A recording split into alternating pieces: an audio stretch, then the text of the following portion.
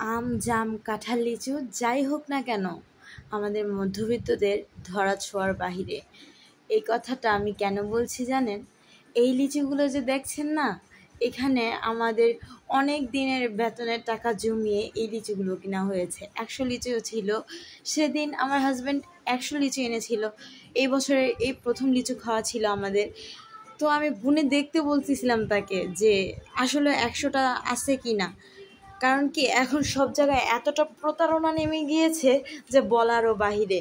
বাবা মা প্রতিদিন ফোন দিয়ে বলতেছে চলে আসো বাসায়, কবে আসবা, আম জাম তো চলে যাচ্ছে, লিচু চলে যাচ্ছে, তোমার পছন্দের ফলগুলো চলে যাচ্ছে, নায়নাতকরগুলোরেও খাওয়াতে পারছি না। তো সত্যিকার অর্থে কি জানেন, বাবার বাড়িতে যাব কিছুদিন পরে, কিন্তু স্বামীও অনেক বাজার সদাই করে, কিন্তু হাতের অবস্থা যখন ভালো থাকে তখন।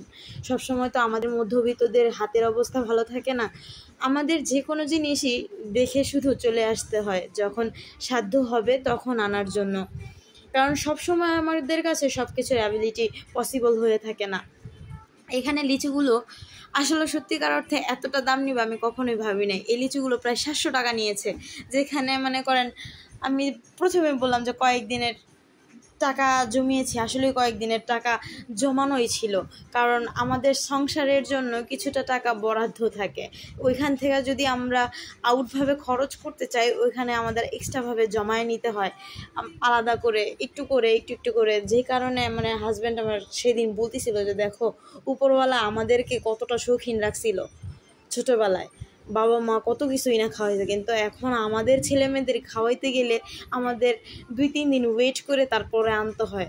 আমি বললাম থাক, আফসোস করো না, আফসোস করার কিছুই নেই। উপরওয়ালা যখন যেটা করে সেটা মঙ্গলের জন্য। আজকে হয়তো আমরা হতদরিদ্র হইতে পারি, কিন্তু একদিন হয়তো উপরওয়ালা আমাদেরও দিন ফিরাবে। তো লিচুগুলো ভালোই ছিল, বৃষ্টি ভিজে এসেছিল এই লিচুগুলো নিয়ে বাচ্চাদের খাওয়ানোর জন্য। বাচ্চারা দেখে এত খুশি হয়েছিল যা বলার বাইরে। যাক, আলহামদুলিল্লাহ সব কিছুর জন্য।